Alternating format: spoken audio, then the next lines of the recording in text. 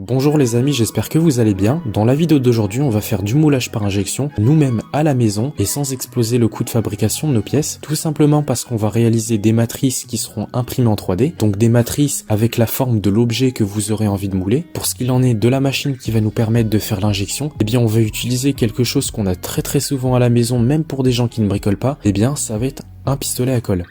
L'idée d'utiliser un pistolet à colle n'est pas si bête que ça, parce qu'en effet on a une petite machine, donc un petit appareil qui coûte moins de 20 € si on l'achète en magasin de bricolage pour un premier prix ou alors sur Amazon. Et pour ce qu'il en est de la vidéo d'aujourd'hui, on va utiliser cette technique pour réaliser des patins antidérapants qui vont me permettre de base pour une prochaine machine. Donc c'est une méthode qui va pas coûter cher et qui va nous permettre de répondre aux besoins pour nos bricolages. Donc voilà, j'espère que cette vidéo va vous plaire. Si c'est le cas, vous pouvez vous abonner dès maintenant, liker cette vidéo, la commenter et la partager.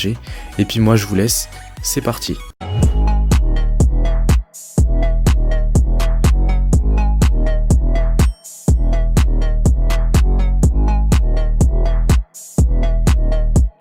Comme vous le savez, à chaque fabrication, on va sur Fusion 360 et je vous montre à quoi ma fabrication finale va ressembler.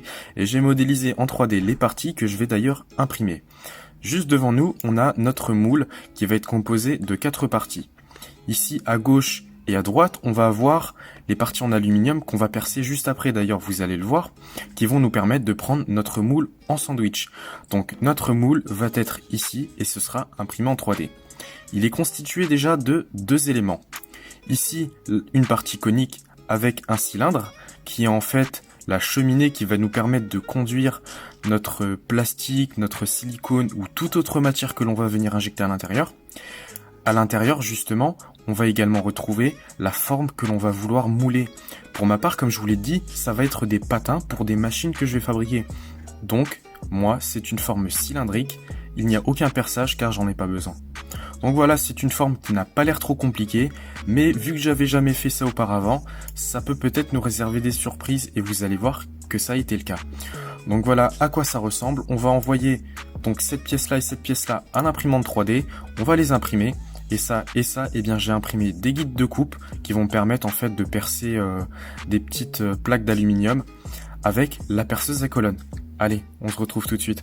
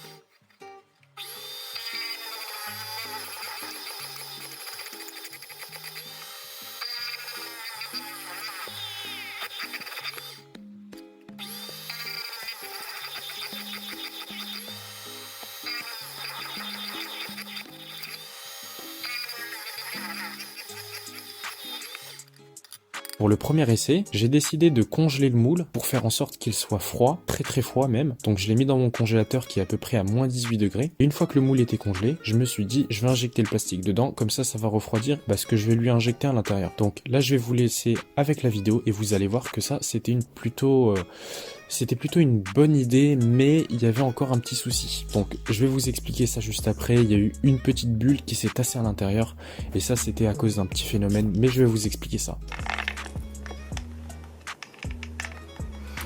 Donc voilà, là j'ai senti le pistolet à colle remonter, c'est-à-dire que c'est bien plein. On va attendre que ça sèche et puis on va le démouler ensemble, on va enlever les petites vis qu'il y a dessus et puis on va voir ce que ça a donné. Mais a priori ça a l'air plutôt pas mal, ça a bien rempli l'intérieur. J'ai pas senti de bulle, j'ai pas senti que ça approche, donc ça peut être plutôt pas mal.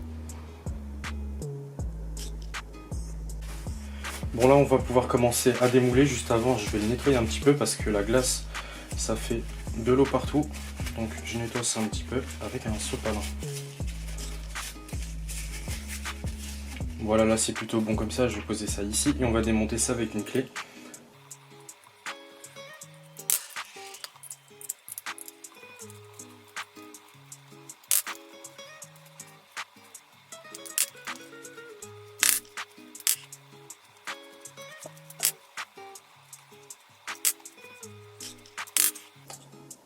Bon voilà, j'ai enlevé toutes les vis, j'ai pas encore regardé ce qu'il y avait dedans juste avant de filmer.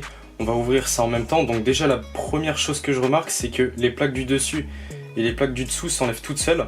Je vais peut-être rapprocher un petit peu la caméra et on va commencer à le démouler ensemble.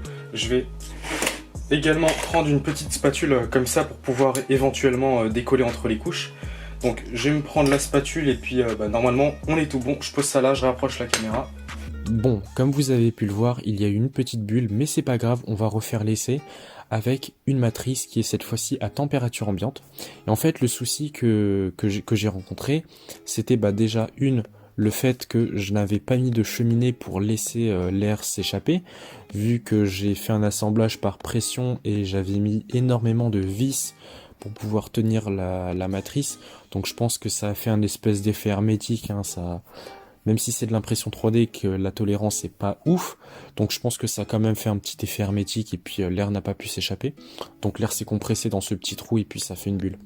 Donc dans l'essai là qui va suivre, vous allez voir que je n'ai pas congelé la matrice, elle est à température ambiante. Et cette fois-ci, on arrive à un très très bon résultat.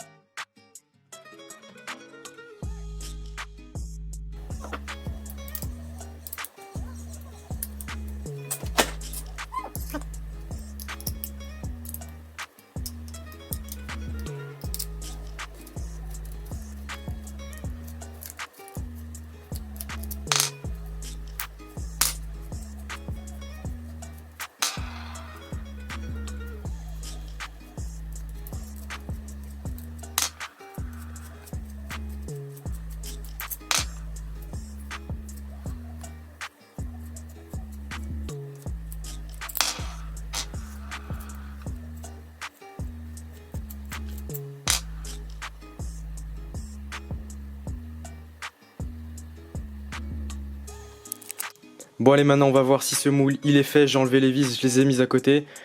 On va directement démouler. Normalement ça va le faire vu que j'ai mis de la farine. Ouais, ça s'ouvre. Oh, pas mal. Non, franchement le résultat il a l'air vraiment bien. Donc ça c'est super bien démoulé. La partie du dessus et de l'autre côté l'autre partie. Donc là il n'y a aucune bulle qui sont apparentes. Je suis vraiment très content du résultat. À première vue c'est vraiment pas mal. Donc là on va essayer de le sortir en le poussant. Voilà, ça sort. Non, franchement, le résultat, il est vraiment top. Il reste encore la petite cheminée qu'il va falloir couper. Mais ça encore, c'est pas un petit problème. C'est pas un problème du tout. On va la couper, mettre un petit coup de briquet pour lisser la surface. Mais normalement, là, il n'y a pas de souci, hein. Là, ça tient super bien, ça grippe méga bien, ça fait bouger tout l'établi. Donc pour moi, c'est un bon grip. Je vais pouvoir me servir de ça comme patin. Donc voilà, j'espère que cette vidéo vous aura plu. J'ai pas fait plus d'essais que ça parce que c'est une technologie que je viens que de rencontrer, ou plutôt que je viens que de tester. Je ferai d'autres pièces par la suite et j'ai déjà une idée. Je vais essayer de refaire des matrices avec une imprimante 3D à résine, ce qui va me permettre d'obtenir une meilleure précision, de faire beaucoup plus de choses. Donc là vraiment c'était la première vidéo que je sors à ce sujet. Je suis conscient qu'il n'y a pas énormément d'essais qui ont été faits là-dessus, mais tout simplement parce que j'avais juste besoin de petits patins. Donc j'allais pas gaspiller énormément de colle, surtout qu'il m'en restait plus beaucoup. Comme je vous l'ai dit, j'espère que cette vidéo vous aura plu. Si c'est le cas, tu peux t'abonner encore une fois, liker cette vidéo, partager, et puis moi je te dis à très bientôt pour une nouvelle vidéo. Allez, ciao et portez-vous bien.